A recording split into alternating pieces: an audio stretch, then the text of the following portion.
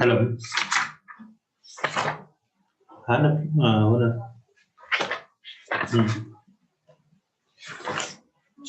कितने करेक्ट है?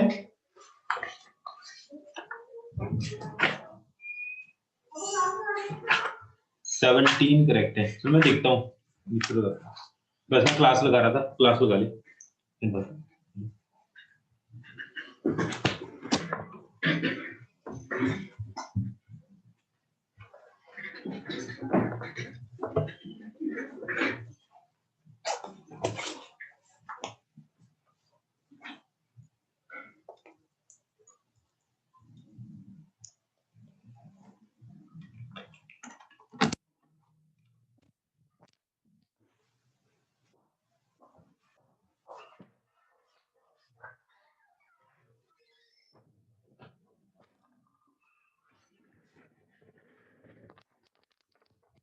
Hello. Hello Sagar. Hello. Hello. Yes sir. Okay Sagar, तू ऑफलाइन भी स्टार्ट कर ले भाई। कर लूंगा सर। हाँ, तुम्हारे पापा से आज बात हुई थी। ऑफलाइन 10 o'clock आ जाया करो। ब्रदर की भी वो भी लगा लिया करेगा 10 से 2-2:30 बजे तक ऑफलाइन सारी क्लासेस। तुम भी लगा लिया करो 2:30 बजे तक लगातार। ठीक है ना?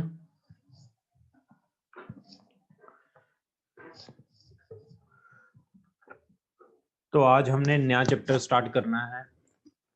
Chapter name is wave. आपने बस वो शीट पूरी करके मुझसे डाउट नहीं बताई हुई कौन कौन सी हैं।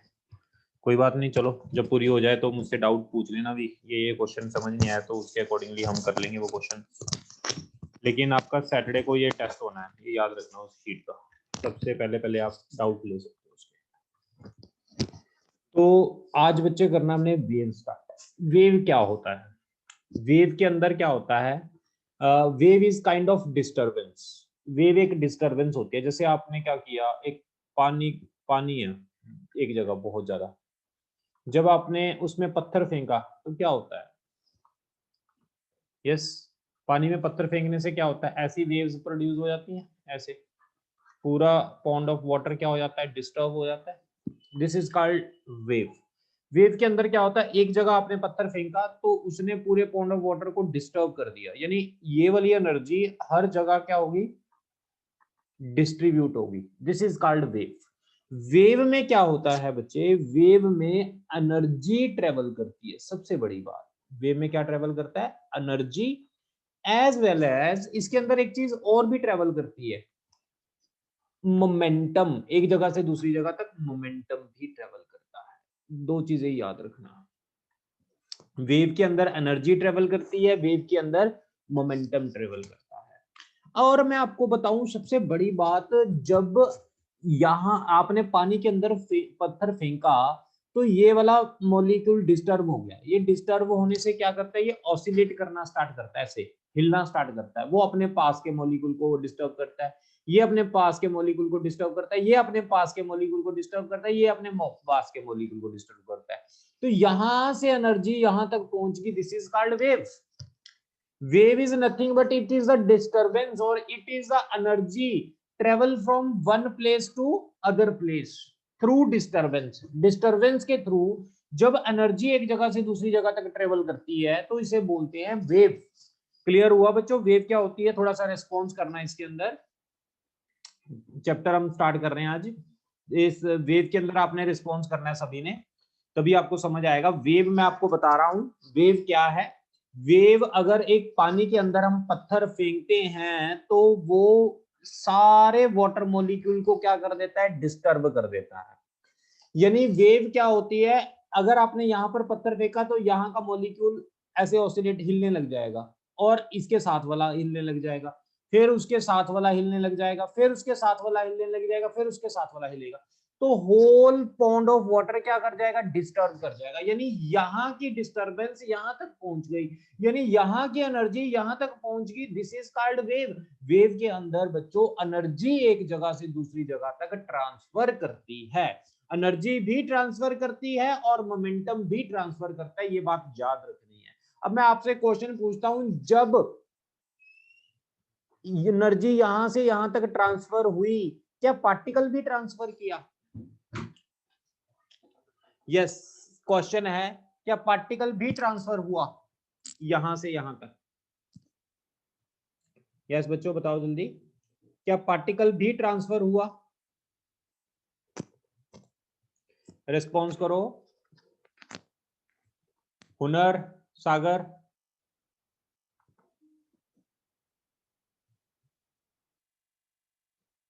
Yes sir. नहीं बच्चों, हेलो। पार्टिकल ट्रांसफर नहीं होगा। क्यों नहीं होगा?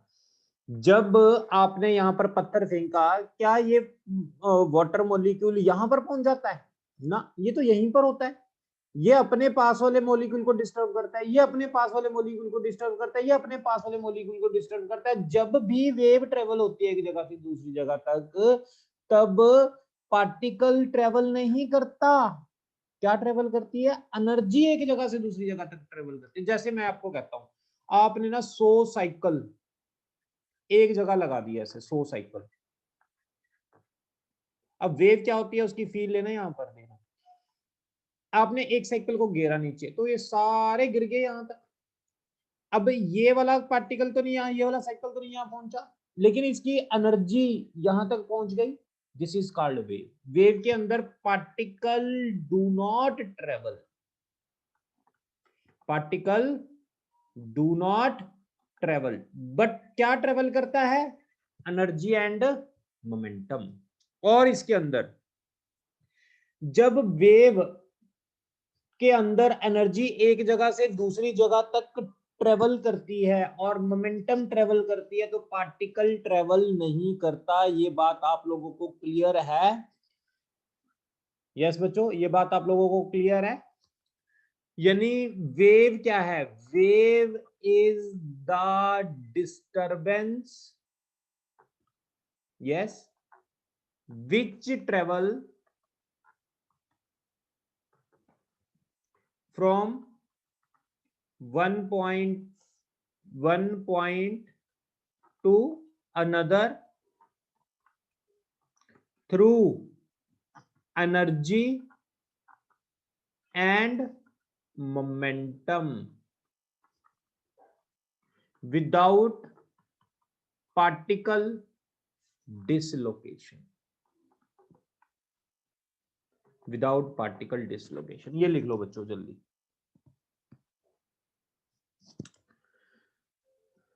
ये क्लियर हो गया?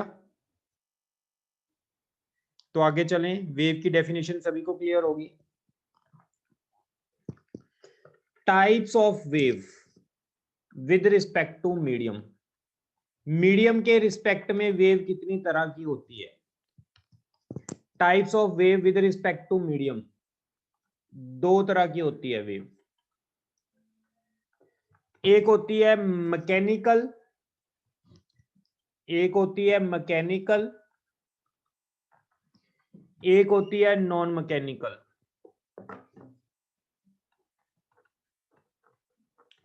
बच्चों वेव मीडियम में ट्रेवल करेगी या नहीं करेगी, ये दो तरह की होगी। एक मैकेनिकल वेव होती है, एक नॉन मैकेनिकल होती है। मैकेनिकल वेव वो वेव होती है विच ट्रेवल थ्रू मीडियम, जो मीडियम के थ्रू ट्रेवल करती है उसे मैकेनिकल वेव बोलते हैं। Non mechanical wave which do not require any medium to travel,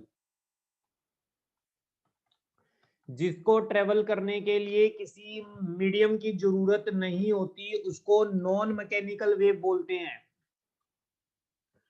अब ये example sound wave, string wave, ये एग्जांपल है। इसकी एग्जांपल इलेक्ट्रोमैग्नेटिक वेव, ये क्लास 12th में पढ़ोगे, ये क्लास 11th में पढ़ोगे। चलें आगे, यहां तक अगर आपको सारी बातें क्लियर है। यस बच्चों, यहां तक अगर आपको क्लियर है हुनर सागर, तो चलें आगे।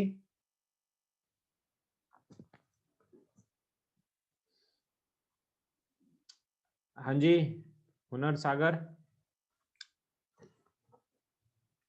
रिस्पॉन्स किया करो, एक्टिव हुआ करो।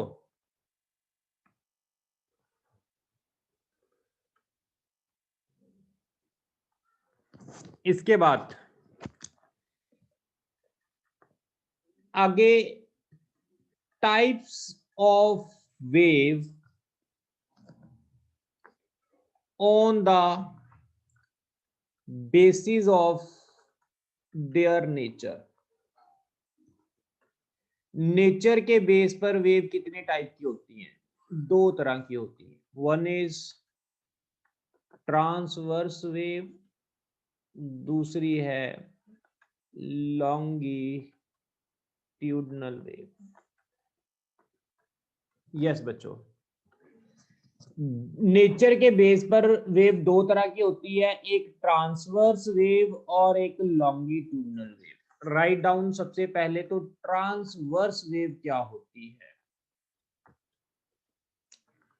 ट्रांसवर्स वेव एक ऐसी वेव जिसके अंदर पार्टिकल ऑसिलेट करे, वो वेव जिस तरफ ट्रेवल कर रही है उसके परपेंडिकुलर ऑसिलेट करे। देखो बच्चों क्या है, अगर पार्टिकल ऑसिलेट करता है ऐसे ऊपर नीचे, पार्टिकल ऑसिलेट करे ऊपर नीचे और वेव किधर को ट्रेवल करे, in the forward direction. Wave चले आगे को एक्स एक्सिस के अलोंग और पार्टिकल ऑसिलेट करे वाई एक्सिस के अलोंग, तो इसको क्या बोलते हैं, जो वेव जनरेट होती है इसको बोलते हैं transverse wave. If particle oscillates perpendicular to the direction of propagation of wave. अगर बच्चों पार्टिकल ऑसिलेट करे वेव के, जिधर वेव चल रही है उसके परपेंडिकुलर ऑसिलेट करे, तो उसको बोलते हैं transverse wave. Example string wave. बच्चों समझो, स्ट्रिंग वेव के अंदर क्या होता है, धागा है, धागे का एक एंड आपने हाथ में पकड़ लिया, दूसरा एंड आपने फिक्स कर दिया, तो वेव कैसे प्रोड्यूस होती है, ऐसे वेव प्रोड्यूस होती है धागे के अंदर, आपको पता है। यस, इसके अंदर जो पार्टिकल हैं, ये वाला पार्टिकल होगा, यहाँ पर एक पार्टिकल होगा, यहाँ पर एक पार्टिकल होगा, यहाँ पर एक पार्टिकल है, यहाँ पर है, यहाँ पर है, यहाँ पर है, यहाँ पर है, यहाँ पर है, ऐसे नंबर ऑफ पार्टिकल्स हैं। ये पार्टिकल ऑसिलेट कर रहा है, ये पार्टिकल भी ऑसिलेट कर रहा है, ये पार्टिकल भी ऑसिलेट कर रहा है, ये भी ऑसिलेट कर रहा है, ये भी ऑसिलेट कर रहा है, ये सारे पार्टिकल ऑसिलेट कर रहे हैं, लेकिन वेव किधर को चल रही है बच्चे, आगे को। This is called transverse wave. कोई डाउट है किसी को यहां तक, तो पूछ सकते हो, नहीं आगे चल रहे हैं।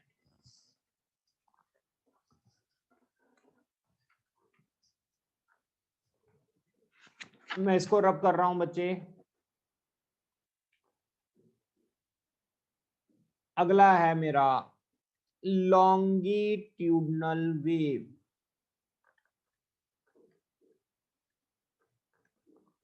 लॉन्गिट्यूडनल वेव, लॉन्गिट्यूडनल वेव क्या होती है वो समझो आप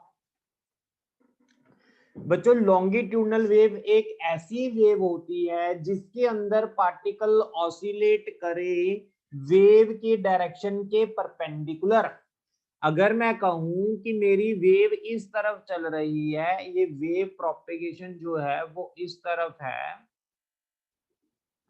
और जो पार्टिकल हैं वो ऑसिलेट करें कुछ ऐसे, यहाँ पर एक पार्टिकल है, एक पार्टिकल यहाँ पर है, एक पार्टिकल यहाँ है, एक पार्टिकल यहाँ है, ये जो पार्टिकल ऑसिलेट करें ऐसे, पार्टिकल ऑसिलेट करें ऐसे बच्चों। अब देखो पार्टिकल चल रहे हैं इधर को, जिस डायरेक्शन में वेव चल रही है उस डायरेक्शन में पार्टिकल चल रहे हैं बच्चों।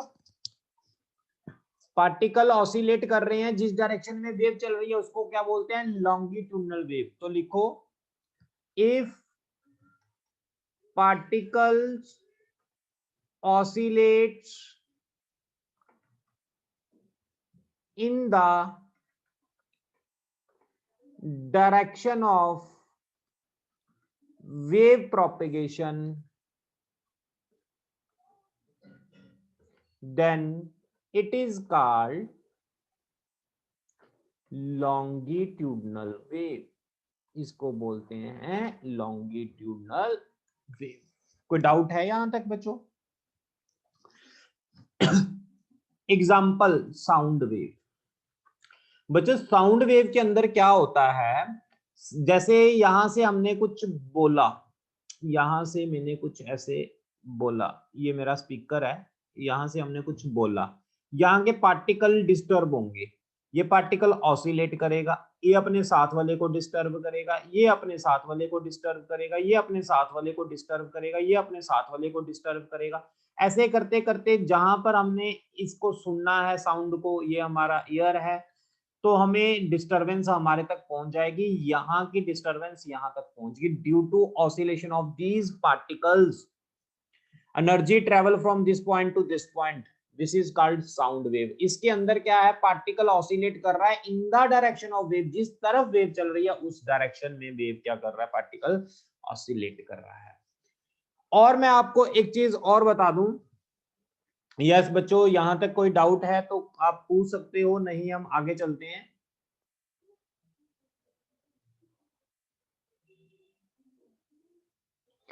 चलें आगे।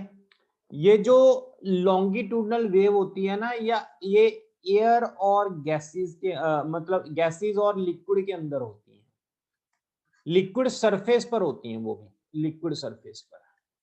जैसे कि पानी के अंदर हमने पत्थर फेंका तो एक वेव जनरेट होती है, तुम्हें पता है ये कौन सी वेव होती है, लॉन्गिट्यूडनल होती है या ट्रांसवर्स होती है, बता सकता है कोई इसका आंसर? पानी के अंदर अगर आप पत्थर फेंकोगे तो कौन सी वेव बनेगी, लॉन्गिट्यूडनल बनेगी या ट्रांसवर्स बनेगी?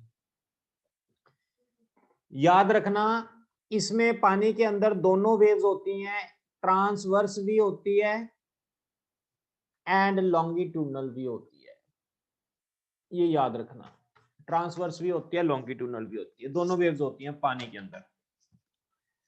अब आगे लिखते हैं, मैं इसको रब कर रहा हूं बच्चों।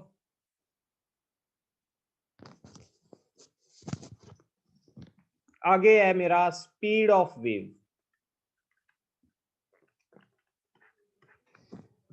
बच्चों जो वेव है, जो वेव के अंदर स्पीड होती है, वेव की जो स्पीड होती है उसकी जो प्रॉपर्टी है वो डिपेंड करती है इलास्टिक प्रॉपर्टी। वेव की जो स्पीड होती है वो दो चीजों पर डिपेंड करती है, इलास्टिक प्रॉपर्टी और इनर्शियल प्रॉपर्टी। इस चीज को आप लिख लो, वेव की जो स्पीड है बच्चों वो दो फैक्टर्स पर डिपेंड करती है, one is elastic property, second is inertial property. अगर मैं बात करूं सबसे पहले की स्पीड ऑफ ट्रांसवर्स वेव की, मैं बात करूं स्पीड ऑफ ट्रांसवर्स वेव की और वेव ऑन स्ट्रिंग की मैं बात करूं, तो हमारे पास एक धागा है, इसका धागे का एक एंड मैंने फिक्स कर लिया, इसको मैंने जर्क किया तो यहां पर वेव प्रोड्यूस हुई ऐसे। जब ये धागे के अंदर वेव प्रोड्यूस होगी तो यहां पर इलास्टिक प्रॉपर्टी जो प्ले रोल करेगा वो टेंशन करेगी। अब जो धागा है उसका मैंने मास माना m, मास जो है बच्चे, जो धागे का मास है, l लेंथ का मास m है, यूनिट लेंथ का मास हो जाएगा m/l, इसको बोलेंगे mu, this is called mu, mass per unit length, इसको बोलेंगे मास पर यूनिट लेंथ। तो यहां पर मैं वेव की जो स्पीड लिखूंगा v बच्चों, वो हो जाएगी मेरे पास इलास्टिक प्रॉपर्टी क्या होगी यहाँ पर बता सकते हैं, किसकी वजह से ये पार्टिकल वापस आ रहे हैं अपनी पोजीशन पर, थ्रेड के अंदर जो टेंशन होगी उसकी वजह से वापस आ रहे हैं, तो इलास्टिक प्रॉपर्टी होगी बच्चे टेंशन अपॉन म्यू मास पर यूनिट लेंथ। ये दो फैक्टर्स होंगे जो मिलके हमारे पास wave speed of transverse wave बनेगी। कोई डाउट है तो यहां तक पूछ सकते हो आप। इसके बाद लिखो speed of longitudinal wave, speed of longitudinal wave. ये स्पीड ऑफ ट्रांसवर्स वेव थी और ये है स्पीड ऑफ लॉन्गिट्यूडनल वेव। बच्चों जो स्पीड ऑफ लॉन्गिट्यूडनल वेव होती है वो होती है root E upon rho. Elastic property को मैं ई लिखता हूं, इसको बोलते हैं ई को modulus of elasticity, this is called modulus of elasticity. और रो जो होती है इसको बोलते हैं density of the material, density of the material. For liquid और गैस, लिक्विड और गैस के लिए ये बन जाएगी V is equal to, elastic property को लिक्विड के लिए बल्क मॉडुलस अपॉन डेंसिटी लिखते हैं बच्चों। ये आप लिख लो इसको एज इट इज, आपने फॉर्मूले लर्न करने हैं, कोई इसमें ज्यादा वो नहीं है, आपने एज इट इज फॉर्मूले इसके लर्न करने हैं। ये होता है बल्क मॉडुलस ऑफ इलास्टिसिटी, इसको बोलते हैं bulk modulus of elasticity, this is called bulk modulus of elasticity. फटाफट लिख लो ये फॉर्मूले।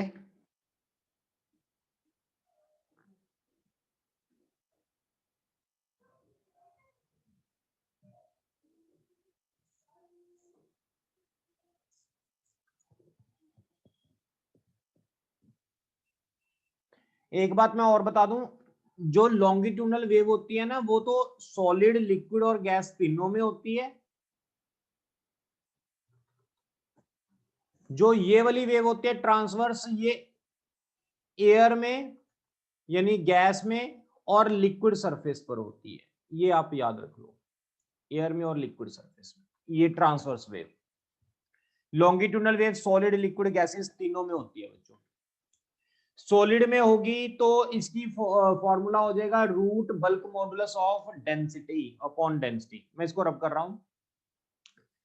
अगर मैं बात करूं सॉलिड्स के लिए, सॉलिड्स के लिए इसकी जो फॉर्मूला हो जाएगा यंग्स मॉडुलस अपॉन डेंसिटी, लिख लो, y को बोलते हैं यंग्स मॉडुलस ऑफ इलास्टिसिटी,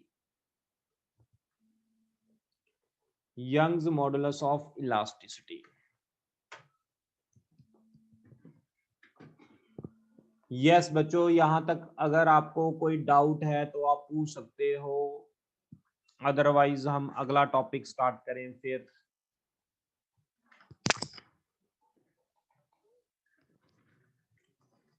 कर दूं अब इसको।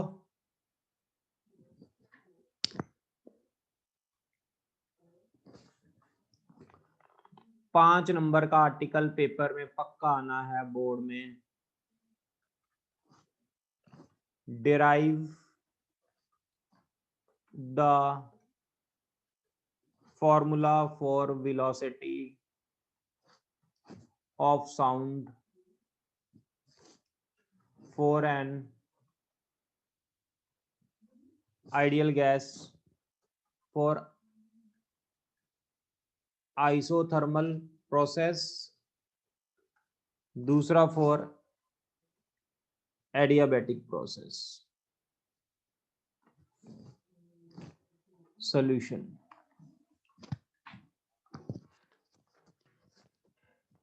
हाँ जी बच्चों, derive the formula for velocity of sound an ideal gas for isothermal process and for adiabatic process.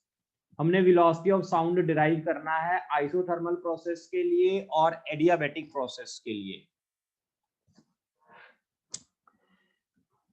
Yes बच्चों, सबसे पहले तो वेलोसिटी ऑफ साउंड एयर के लिए मुझे बता सकते हो क्या था फॉर्मूला? एयर के लिए वेलोसिटी ऑफ साउंड का फॉर्मूला क्या था? Bulk modulus upon density. ये velocity of sound in air का फॉर्मूला था। अब बच्चों मैंने ये बताना है ये velocity of sound isothermal process के लिए क्या होगा, एडियाबैटिक प्रोसेस के लिए क्या होगा, मैंने कैलकुलेशन करनी है। अगर आपको याद हो कि आप मुझे बता सकते हो आइसोथर्मल के लिए बल्क मॉडुलस की वैल्यू क्या होती थी, कोई बता सकता है? आइसोथर्मल प्रोसेस के लिए बल्क मॉडुलस क्या होता था और एडियाबैटिक प्रोसेस के लिए बल्क मॉडुलस क्या होता था? अगर आपको किसी को याद हो तो बता सकता है कोई?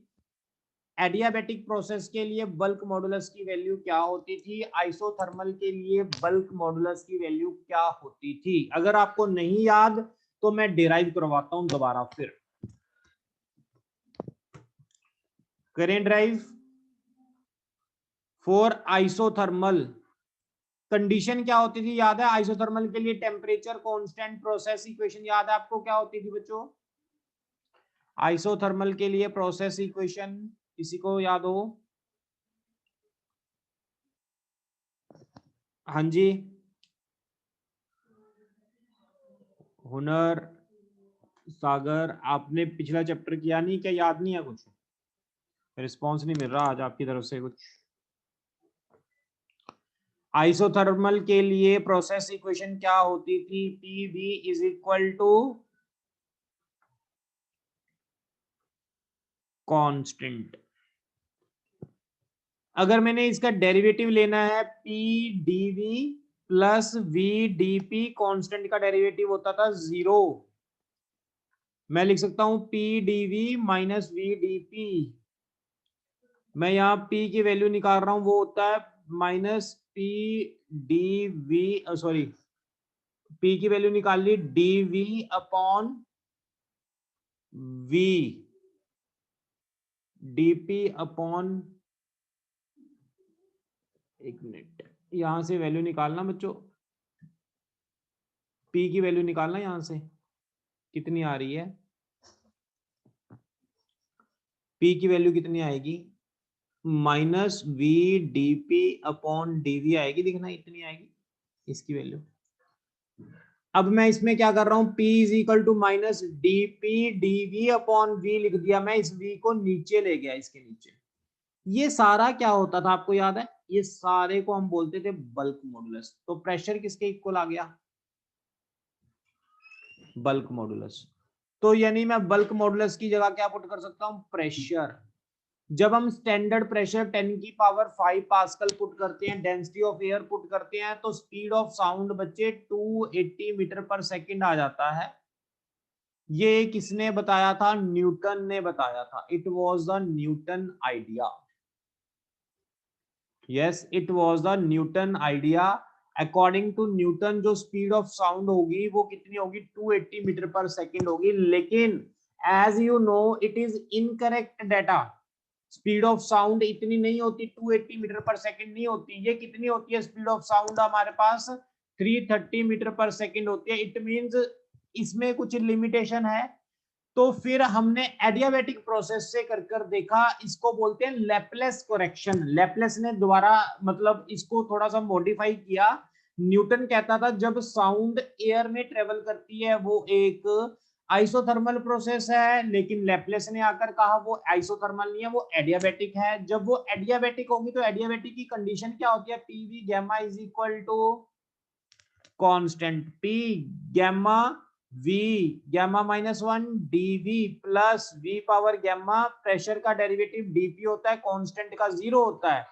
तो ये बन गया P गैमा V की power gamma -1 dV minus V की पावर गैमा dP।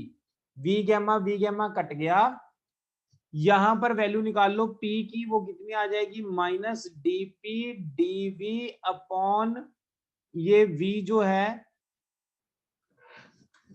बच्चों, ये जो V है नीचे चला जाएगा, V बन जाएगा गैमा, हमारा चला जाएगा एज इट इज। यहां पर इस सारे को क्या बोलते हैं? Bulk modulus.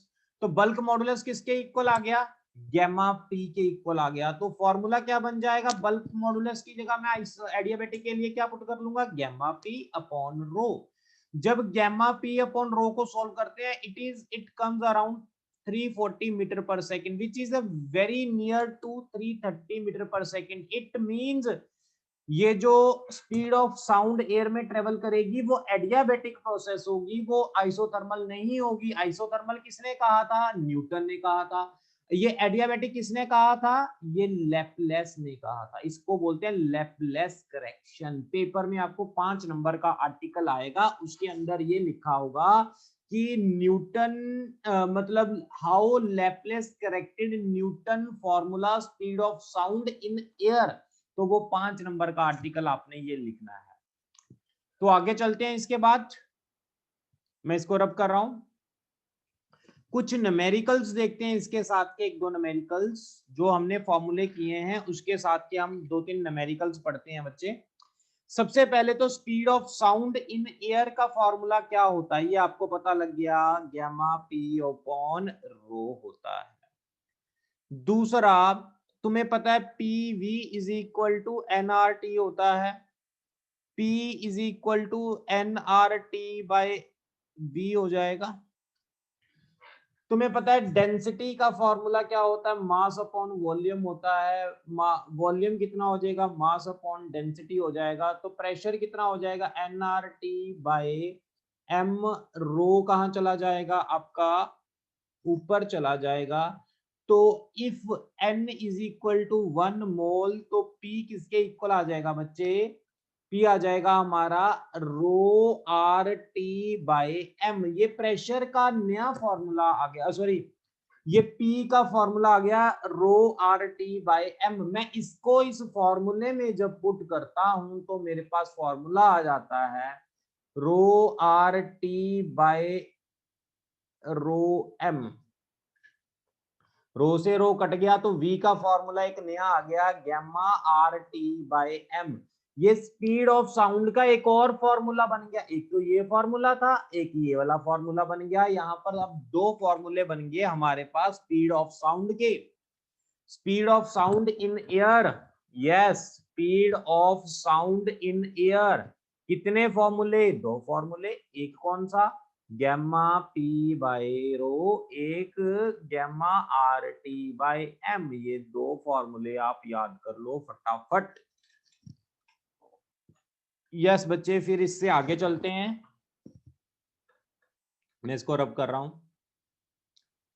V का फॉर्मूला स्पीड ऑफ साउंड का क्या होता है, गैमा पी बाय रो जा gamma R T by M. ये 2 फॉर्मूले आपको पता लग गए। इनके बिहार पर हम कुछ क्वेश्चन करेंगे। सबसे पहला क्वेश्चन है मेरे पास, compare speed of sound in helium to the speed of sound in oxygen at same temperature। Speed of sound का फॉर्मूला क्या होता है, gamma R T by M, temperature की फॉर्म में बच्चों। अगर मैंने हीलियम के लिए लिखना है तो मैं क्या लिखूंगा, V helium is equal to gamma helium R T as it is mass of helium. अगर मैं ये लिखूंगा ऑक्सीजन के लिए तो मैं क्या लिखूंगा, gamma oxygen R T upon mass of oxygen. यहां तक कोई डाउट तो नहीं है आपको।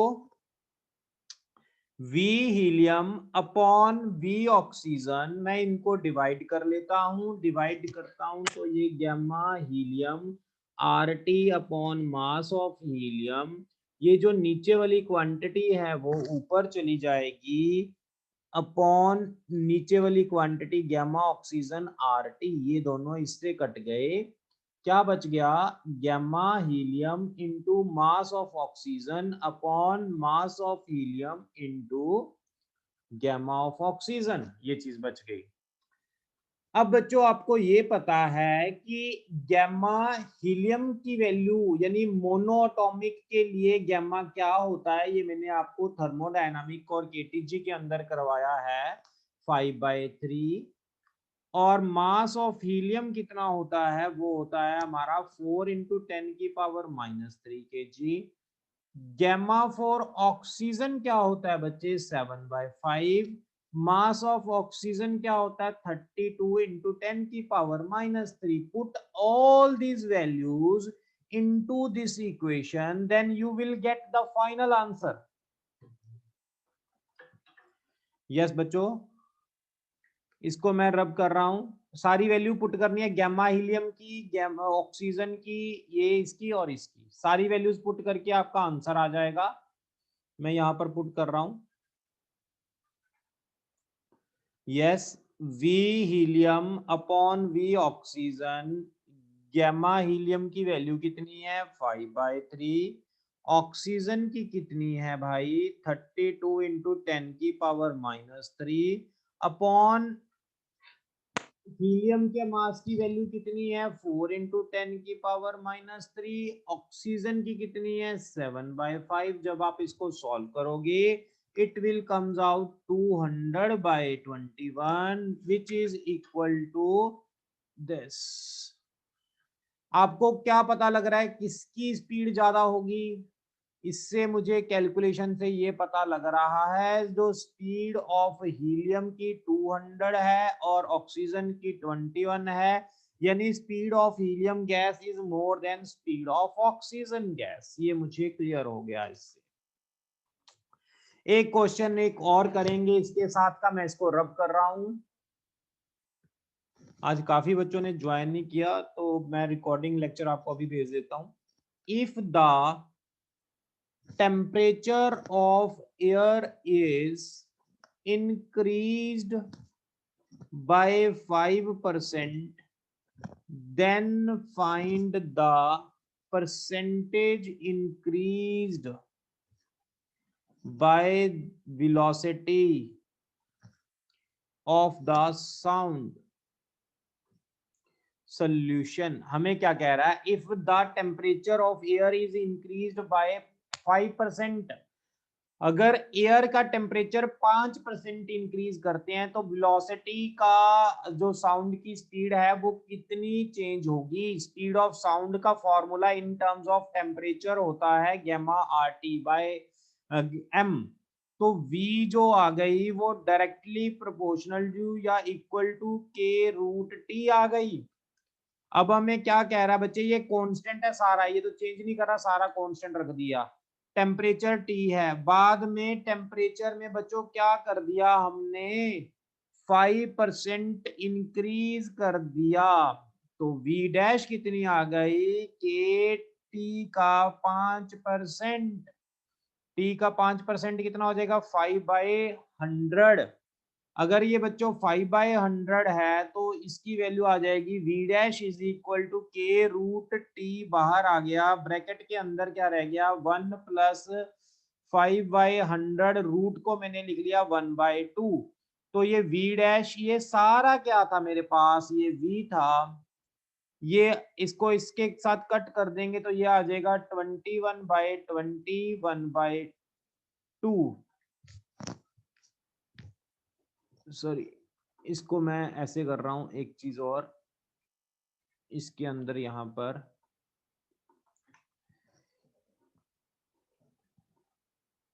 यहां पर बच्चे कितना आ गया 1 + 20 की पावर 1/2। इसको आप सॉल्व कर लो तो ये आपकी फाइनल स्पीड आ जाएगी। Yes, this is your answer. अब बच्चे यहां तक आपने जितना किया है इसको पूरा आपने इतना रिवाइज करना है। मैं आपको इसकी शीट भी भेज देता हूं, इतने क्वेश्चंस आप प्रैक्टिस कर सकते हो। ठीक है, इतना ही आपने आज का करना है, इसको कल आगे कंटिन्यू करेंगे, अगला लेक्चर वेव का।